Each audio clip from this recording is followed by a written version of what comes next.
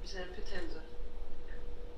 So based upon all of this, and our committee has received a lot of information, of course, in regards with the landfill in Bethlehem, I'd like to understand specifically what is the plan right now for Bethlehem?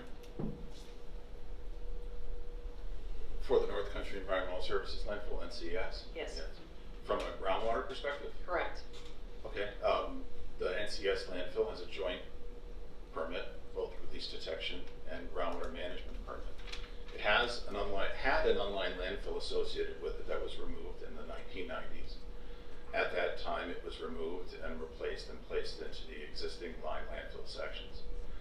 The area in which the landfill existed is within a groundwater management zone, so there are known exceedances of ambient groundwater quality standards at that location. At the time the landfill was removed, there were very high numbers and concentrations of those compounds we were looking for at those times.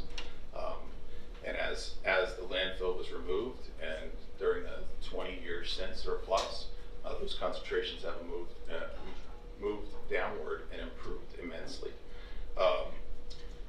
Residual contamination at the site has continued to be there, also within the groundwater, but also within soils and interstitial spaces that are unable to be removed, if you will. And as such, there are some residual impacts that have remained. The residual impacts we see today are largely PFAS and lower numbers of 1,4-dioxane in some cases.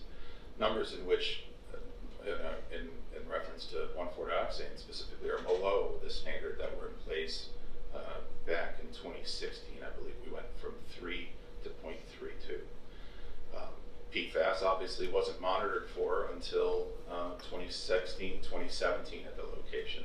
We see PFAS numbers there. Some of them are in exceedance of AGQS standards, in which that's the area in which we are comparing to for the groundwater management zone. Those numbers are significant. However, when we monitor out and we look at the monitoring that's being done at the compliance sections of the groundwater management zone, the concentrations drop off to below standards. So at this time, it's maintaining compliance. Now, there is an expanded site investigation that is being required in the area in which that is down gradient of the landfill. This area has also been heavily used for leachate management purposes, with a history of issues that have been related there and investigated. However, we have, I believe, a November 7th letter that has been put out that's requiring additional site investigation of those areas, additional monitoring points. To help inform and update that site conceptual model I was discussing before, conceptual models are not static. They're meant to grow and improve as we learn more about a site.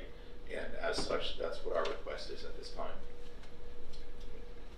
Thank you. I'm going to have to end our question and answer time now. And I want to thank the department for coming before us today with this presentation. And